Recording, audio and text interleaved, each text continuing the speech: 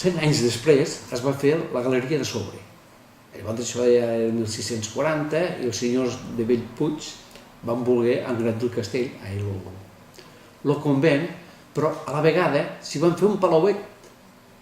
Al convent, si s'heu fixat a la part nord que dona cap a la població, veureu que hi ha unes arcades que són semblants amb aquesta segona galeria.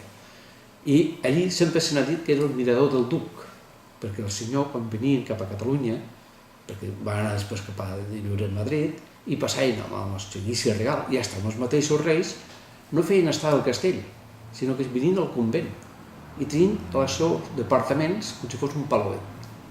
I això va durar fins a la desamortització feudal.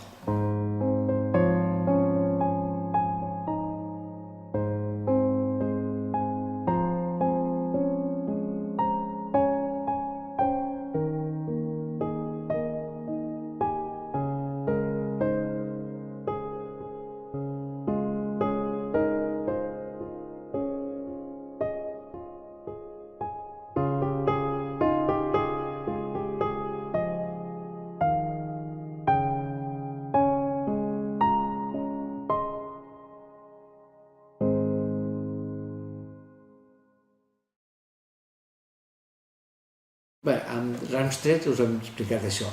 El convent, i si hi ha els franciscans, tindrà totes les conseqüències de les guerres fins a la desamortització feudal. L'Estat arriba un moment que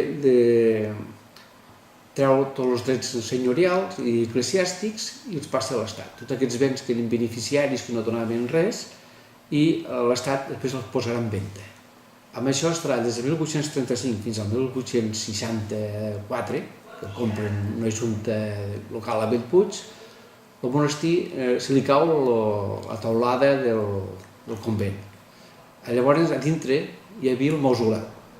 I el perill que tenia aquest mausoleu, que fos venut pels descendents dels senyors, per un costat i per l'altre, que el podrien fer malmetre, es va pactar entre l'Ajuntament, l'Església i el Bisbat de traslladar la parròquia de Sant Nicolau.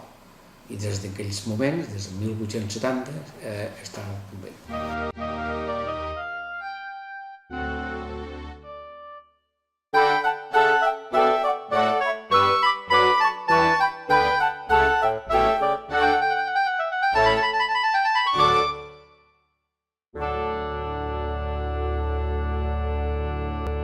Una junta local per salvar el convent, perquè no se l'emportessin, perquè això podia desaparèixer i aquests arcades podien passar a Barcelona o podien passar a Madrid.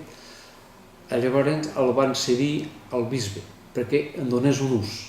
I el bisbe en aquell moment estava en contacte amb els pares Pauls, que eren francesos, els ordres de missions, que buscaven llocs per educar gent per anar a les missions. I llavors es va cedir el 1899 als pares Pauls.